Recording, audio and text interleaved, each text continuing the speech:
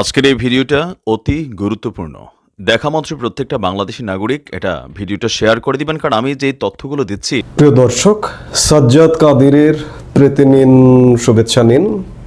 এই মুহূর্তে আপনাদের সামনে কথা বলতে এসেছি, আওয়ামী লীগ ফিরবে, কি কৌশলে ফিরবে, এই প্রসঙ্গটা নিয়ে আপনাদের সামনে কথা বলবো।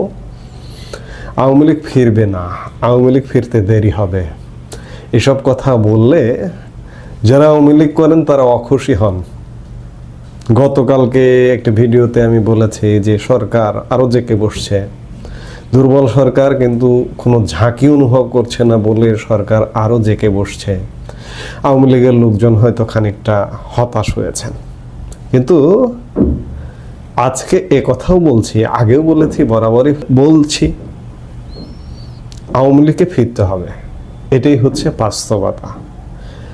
ধরুন, আমি আগেই বলেছি, কয়েকদিন যাবতই বলছি, বাংলাদেশের রাজনীতি হবে পাকপন্থী, ভারতপন্থী, মুক্তিযুদ্ধের পক্ষের শক্তি, বিপক্ষ শক্তি, মধ্যপন্থার কোনো অবস্থান নাই। ডাকসু নির্বাচনকে কেন্দ্র করে আপনারা দেখেছেন যে মধ্যপন্থার এখানে কোনো অবস্থান নাই। আওয়ামী লীগ আপাতত নিষিদ্ধ থাকবে না, নিষিদ্ধতা উঠে যাবে, আওয়ামী লীগ রাজনীতিতে ফিরবে। বিএনপি একটা মধ্যপন্থা। আমি কয়েকদিন ধরেই বলছি যে তারা আসলে কোন পন্থী, পাকিস্তানপন্থী না ভারতপন্থী, মুক্তিযুদ্ধের পন্থী নাকি মুক্তিযুদ্ধের বিরোধী শক্তি। যদিও এই দলটির প্রতিষ্ঠাতা একজন বীর মুক্তিযোদ্ধা, একজন সেক্টর কমান্ডার, এবং বহু মুক্তিযোদ্ধা বিএনপিতে আছে, কিন্তু তারপরেও সাম্প্রতিক সময়ে মুক্তিযুদ্ধের প্রশ্নে বিএনপির কণ্ঠ জোরালো হয়ে ওঠেনি। এগুলো দেশের মানুষ ভালোভাবে নেয়নি, এবং নানাভাবে নানান কর্মকাণ্ডে, বিতর্কিত কর্মকাণ্ডে বিএনপির কর্মকাণ্ড মানুষ ভালোভাবে নিচ্ছে না বলেই বিএনপি বেশ নাজুক অবস্থায় আছে। বিএনপির সামনে আপনি বিএনপি করেন, ধরুন আপনি একজন বিএনপির নেতা বা কর্মী, সামনে ভবিষ্যৎটা কি দেখছেন বিএনপির? আপনি বিএনপি করেন, ধরুন আপনি তৃণমূলের বা গুরুত্বপূর্ণ একটা নেতা, আপনি কি বলতে পারবেন যে আপনার যে দলীয় প্রধান, কার্যত আগামীর প্রধানমন্ত্রী হিসেবে যাকে আপনি স্বপ্ন দেখেন, তারেক রহমান আসলে কবে দেশে ফিরবে এটিকে আপনি বলতে পারেন? মির্জা ফখরুল ইসলাম আলমগীরও জানেন না। গতকালকে বিএনপির ভাইস চেয়ারম্যান একজন আব্দুল আওয়াল মিন্টু ফেনীর এক অনুষ্ঠানে বলেছেন যে নির্বাচনের ডেট হলেই বিএনপির ভারপ্রাপ্ত চেয়ারম্যান তারেক রহমান দেশে ফিরবেন। নির্বাচনের ডেটটা কবে হবে? আমি আজকে একটি ভিডিওতে বলেছি যে নেপালেও বাংলাদেশের মতোই ঘটনা ঘটেছে। একটি অন্তর্বর্তীকালীন সরকার গঠিত হয়েছে গতকাল। সরকার গঠিত হওয়ার সাথে সাথে কিসের নির্বাচন কমিশন ডেট ঘোষণা করবে আর কিসের কি, 5 মার্চ 6 মাস সময় নিয়ে নির্বাচনের তারিখ পর্যন্ত ঘোষণা করে দিয়েছে। নেপাল কি বাংলাদেশের থেকে অনেক উন্নত দেশ? নেপাল কি বাংলাদেশের থেকে বিশাল বড় দেশ? একই আয়তনের দেশ, অর্থনীতিও কাছাকাছি, জীবনযাত্রাও কাছাকাছি। নেপালের সরকার, অন্তর্বর্তীকালীন সরকার যদি নির্বাচনের তারিখ ঘোষণা করে দায়িত্ব নিতে পারে, তাহলে বাংলাদেশ 14 মাস হয়ে যাচ্ছে, এখনো পর্যন্ত নির্বাচনের তারিখ নেই, সম্ভাব্য সময় আছে, অর্থাৎ নির্বাচন হবে না, এটি ধরে নেন। কিন্তু আমরা আলাপটা যেটি দিয়ে শুরু করেছিলাম যে আওয়ামী লীগ ফিরবে, আওয়ামী লীগের ফেরাটাই হচ্ছে বাস্তবতা। আওয়ামী লীগ কি কারণে ফিরবে? আমি বারবার যে বলি, আপনারা অখুশি হন যে আওয়ামী লীগ ফিরতে দেরি হবে, সরকার এই যে দুর্বল সরকার, ঝাঁকি নেই। আওয়ামী লীগের নেতৃত্ব আছে, আপনি আওয়ামী লীগ করেন, 14 মাস চলছে। আপনি আওয়ামী লীগের নেতা বা কর্মী যাই হোক, বলেন তো ভাই বুকে হাত দিয়ে যে 1 বছরে আওয়ামী লীগ নিয়ে কোনো আশার বাণী আপনি শুনেছেন আওয়ামী লীগের নেতৃত্বের কাছ থেকে? আওয়ামী লীগ যে যুদ্ধ করবে, আমি গতকালকে একটি ভিডিও করেছি, আওয়ামী লীগের যুদ্ধের এই মুহূর্তে প্রধান টুল হওয়া উচিত সোশ্যাল মিডিয়া, ফেসবুক প্রথমত, এবং ইউটিউব। টুইটার সীমিত মানুষ ব্যবহার করে, এক্স সীমিত মানুষ ব্যবহার করে, বা অন্যান্য সোশ্যাল মিডিয়া যেগুলো আছে সেগুলো গণমানুষ ব্যবহার করে, ফেসবুক, ইউটিউব। আওয়ামী লীগের ফেসবুক এবং ইউটিউব আওয়ামী লীগ যখন ক্ষমতায় ছিল তখনও শিবিরের দখলে ছিল, জামাত শিবিরের দখলে ছিল, এখনো আছে। চ্যালেঞ্জ করলাম, আপনি এই চ্যালেঞ্জটা প্রমাণ করুন যে এটা শিবিরের দখলে নাই। গত 1 বছরের 14 মাসের কার্যক্রম এটাই বলে দেয়। কাজেই আওয়ামী লীগের নেতৃত্ব থেকে এখনো ফেরার কোনো সিগন্যাল নেই, আওয়ামী লীগের যুদ্ধের টুল থেকে ফেরার কোনো সিগন্যাল নেই। আওয়ামী লীগ ফিরতে হবে কিভাবে এবং ফিরবে কিভাবে? তৃণমূলের শক্তিতে আওয়ামী লীগ ফিরবে, তৃণমূল আওয়ামী লীগের শক্তিতে। আপনারা খেয়াল করেছেন যে আওয়ামী লীগের মিছিল বাড়ছে, আওয়ামী লীগের মিছিল দীর্ঘ থেকে দীর্ঘ হচ্ছে। কারা এরা করছে? কারা মার খাচ্ছে? কারা গ্রেফতার হচ্ছে? ওই যে বিদেশে বসে যে আওয়ামী লীগ নেতা হম্বি তম্বি করে, ইউটিউবে এসে কথা বলে, ফেসবুকে এসে, আপনারা দেশে আসেন, বিদেশে বসে ওসব করে কিছুই হবে না, কারো কিছু ছেড়তে পারবেন না। সবাই দেশে আসেন, দেশে এসে প্রতিরোধ গড়ে তুলুন, তাহলে ফেরা সম্ভব। আর তৃণমূল তো রেডি আছে। এই যে গতকালকে শুক্রবারেও রাজধানী ঢাকায় বিরাট মিছিল হয়েছে, যেটি জানা যাচ্ছে যে রাজধানীতে ফের বিরাট বিক্ষোভ মিছিল হয়েছে। শুক্রবার দুপুর 2:30টার দিকে বাংলা মোটর জাতীয় নাগরিক পার্টির কার্যালয়ের সামনে জড়ো হয়ে মিছিল করেন তারা, বাংলা মোটরে এনসিপির কার্যালয়ের সামনে। বুঝুন তাহলে কোথায়? বাংলা মোটর থেকে মিছিল নিয়ে ইন্টারকন্টিনেন্টাল হোটেলের দিকে যায় মিছিলটি। মিছিলে থাকা আওয়ামী লীগের এক কেন্দ্রীয় নেতা সাংবাদিকদের বলেন, এই অবৈধ সরকার কাউকে শান্তিতে থাকতে দিচ্ছে না। কেন্দ্রীয় নেতা একথা বলেছেন, ভালো কথা। শেখ হাসিনা সহ সারা দেশে আওয়ামী লীগের নেতা কর্মীদের মিথ্যা মামলা দিয়ে হয়রানি করেছে। যে কেন্দ্রীয় নেতাটা এই কথাটা বলেছেন, আমি তাকে সাধুবাদ জানাই।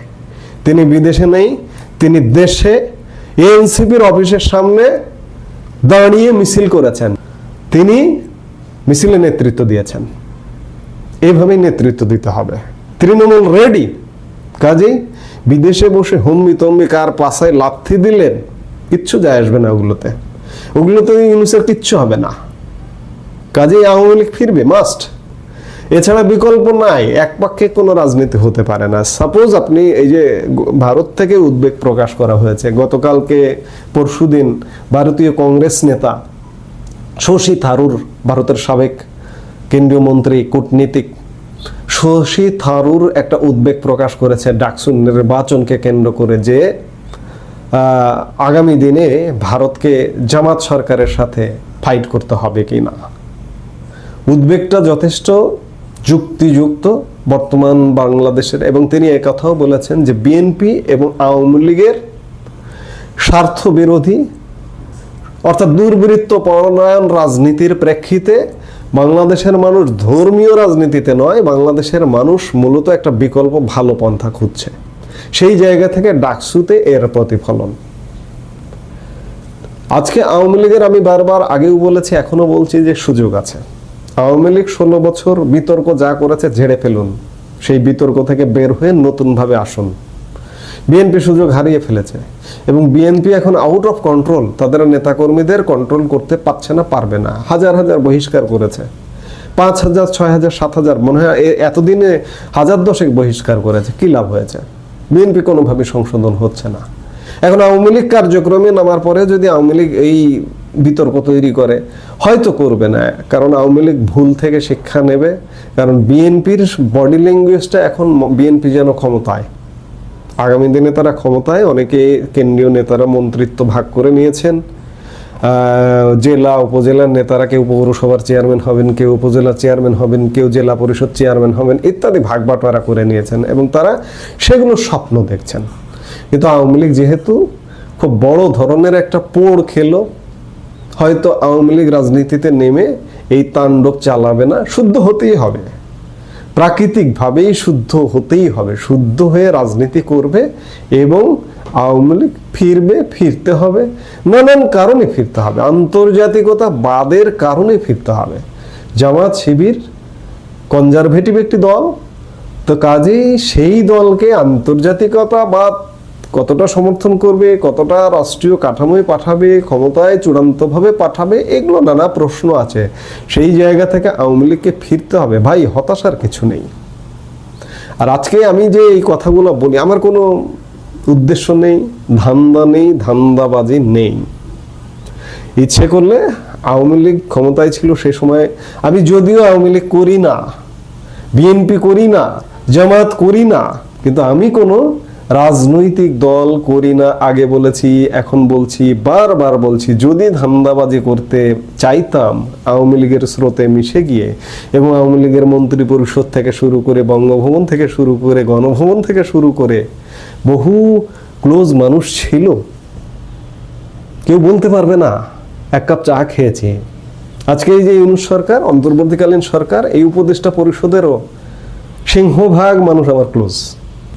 আমি যদি ধান্দাবাজি করতাম, জামাতের কেন্দ্রীয় নেতারা, অনেক কেন্দ্রীয় নেতা আমার ক্লাসমেট, আমার বন্ধু, আমার বিশ্ববিদ্যালয়ে খুব ক্লোজ, বিএনপির ক্লোজ, কোথাও কেউ বলতে পারবে যে ধান্দাবাজি করতে গেছে? ধান্দাবাজি করতে যায়নি। আমার উদ্দেশ্য, এই কথাগুলো বলার একটাই উদ্দেশ্য, যে বাংলাদেশ, আমি বাংলাদেশকে ভালোবাসি। বাংলাদেশের প্রশ্নে কোনো কথা হবে না। বিদেশেও যেতে পারতাম, বিদেশে গিয়েও নিরাপদ জীবনযাপন করতে পারতাম, এমন সুযোগও নিতে পারতাম, এমন সুযোগও ছিল। কিন্তু আমি বাংলাদেশ প্রেমী, বাংলাদেশকে ভালোবাসি। কারো প্রতি হিংসা নয়, কারো প্রতি বিদ্বেষ নয়। আওয়ামী লীগ ভালো রাজনীতিতে ফেরুক, বিএনপির এই যে টালমাটাল অবস্থা, বিএনপি ভালো রাজনীতিতে ফেরুক, জামাত তারাও রাজনীতি করুক, তাদের অনেক ইতিবাচক দিক আছে। একটি নেতিবাচক দিক আমাদের মুক্তিযুদ্ধ প্রশ্নে প্রতারণা আছে, তাদের প্রতারণা আছে, বিএনপির প্রতারণা আছে, আওয়ামী লীগেরও প্রতারণা আছে, সবার আছে। আমি চাই একটা ইতিবাচক, আমরা চাই একটা ইতিবাচক রাজনীতি। এখন আওয়ামী লীগ ফিরবে বা ফিরতে হবে, এটাই হচ্ছে বাস্তবতা। হতাশার কিছু নেই। আওয়ামী লীগের এই মুহূর্তে নেতৃত্ব নেই, কিংবা যে যুদ্ধ করার টুলের কথা আমি বলছি, গতকালকার ভিডিওতে বলেছি, জামাত শিবিরের দখলে, অগোছালো। শীঘ্রই এগুলোর প্রতিফলন হবে বলেছি। এই বার্তাগুলো একদম জায়গা মতো তো চলে গেছে, নিশ্চয়ই চলে যেহেতু গেছে, আস্তে আস্তে এই জায়গাগুলো পরিশুদ্ধ হবে, শুদ্ধ আওয়ামী লীগ ফিরে আসবে, আমরা সেটি প্রত্যাশা করি। এই মুহূর্তে এ পর্যন্তই। ভালো থাকুন। আসসালামু আলাইকুম।